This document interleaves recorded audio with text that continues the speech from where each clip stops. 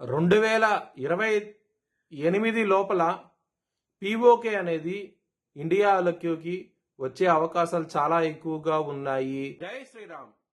2022 నుంచి 2025 అక్టోబర్ వరకు మొత్తం 19 ప్రెడిక్షన్స్ అనేవి నేను చెప్పినట్టు జరిగినాయి.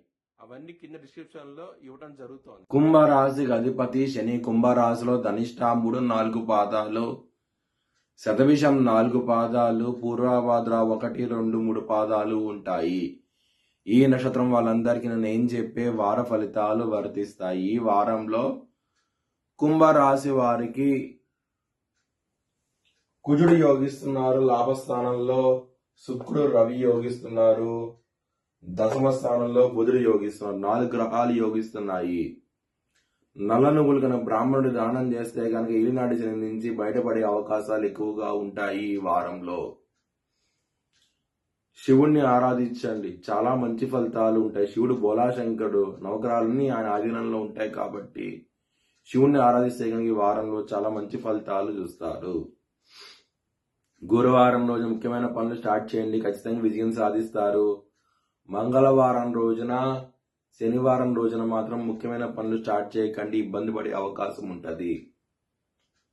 ధనపరంగా లాభస్థానంలో 3 గ్రహాలు ఉన్నాయి కాబట్టి మీకు ధనపరంగా ఎటువంటి ప్రాబ్లమ్స్ ఉండవు ఈ వారం అనేది. కుటుంబ పరంగా ఇబ్బందులు ఉంటాయి. 2వ స్థానంలో శని ఉన్నాడు. కుజుడు దృష్టి శని మీద ఉన్నది కాబట్టి ఇద్దరు బద్ధ శత్రువులు కాబట్టి కుటుంబ పరంగా యుద్ధ వాతావరణం అయితే ఉంటది. హెల్త్ పరంగా, శత్రువుల పరంగా ఎటువంటి ప్రాబ్లమ్స్ ఉండవు. ఈ వారంలో చాలా మంచి ఫలితాలు ఉంటాయి. శత్రువుల మిత్రులయ్యే అవకాశం ఎక్కువగా ఉంటది. ఈ వారంలో చాలా ఆనందంగా అయితే ఉంటారు. లవర్స్ కి మాత్రం చాలా బాగుండబోతోంది. ఇక్కడ పంచమాధిపతులైన బుధుడు దశమ స్థానంలో ఉండటము, పంచమ స్థానంలో గురువు ఉండటము, ఈ గ్రాసితే ఉండటం మూలంగా మీకు లవర్స్ కి చాలా బాగుంటది ఈ వారం అనేది.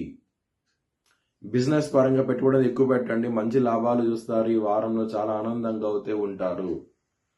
మ్యారేజ్ పరంగా చాలా బాగుండబోతోంది. సప్తమాధిపతి సూర్యుడు లాభస్థానంలో ఉన్నారు కాబట్టి మ్యారేజ్ పరంగా చాలా బాగుంటది ఈ వారం అనేది. వృత్తిపరంగా మాత్రం కొంచెం ఇబ్బందులు అయితే ఉంటాయి. దశమాధిపతి లాభస్థానంలో ఉండి శని దృష్టి ఉండటం మూలంగా వృత్తిపరంగా మాత్రం ప్రాబ్లమ్స్ ఉంటాయి. కొంచెం జాగ్రత్త తీసుకోండి. జాబ్ చేంజ్ లాంటివి చేయకండి, ఇబ్బంది పడే అవకాశాలు ఎక్కువగా ఉన్నాయి. కొంచెం జాగ్రత్త తీసుకోండి. శనివారం రోజున శనికి తైలాభిషేకం లాంటివి చేయిస్తే కనుక ఏలినాటి శని ఇబ్బందులు తగ్గి మంచి ఫలితాలు చూస్తారు. మీ భవిష్యత్ వివరాల కోసమై హెచ్చరిక తీర్చాలని సంప్రదించండి. Please like, share and subscribe my channel.